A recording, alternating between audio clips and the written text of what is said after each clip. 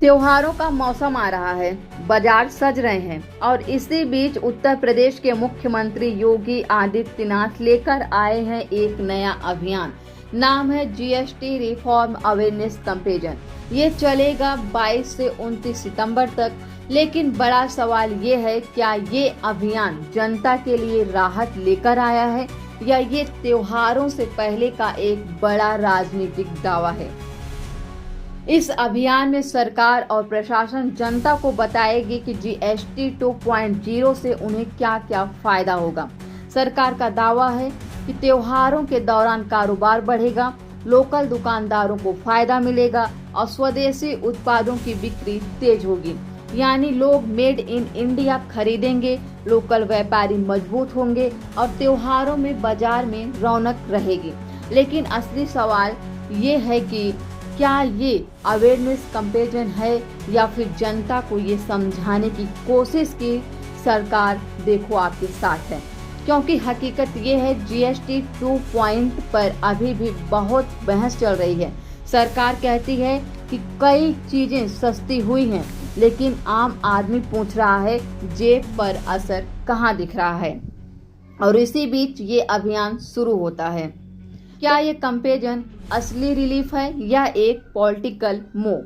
त्योहारों का समय हमेशा खास होता है। दुकानदार चाहते हैं कि लोग खरीदारी करें, सरकार चाहती है कि अर्थव्यवस्था में पैसा घूमे। लेकिन हमें ये भी याद रखना होगा, हर बार त्योहारों से पहले कई कैंपेन्स और ऑफर्स आते हैं। कुछ सच में मदद करते हैं और कुछ सिर्फ दिखावे की तरह निकल जाते हैं।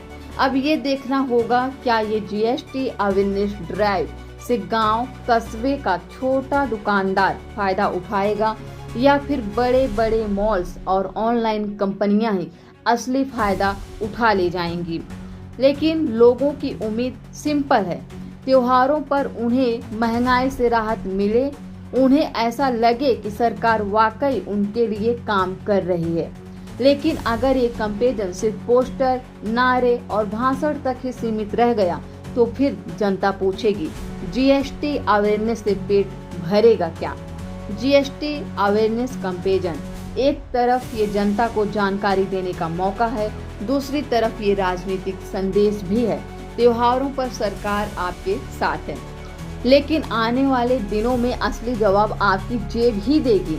क्या जीएसटी 2.0 और योगी सरकार का ये अभियान आपको सस्ती राहत देगा या फिर ये भी एक और त्योहार का राजनीतिक एजेंडा साबित होगा?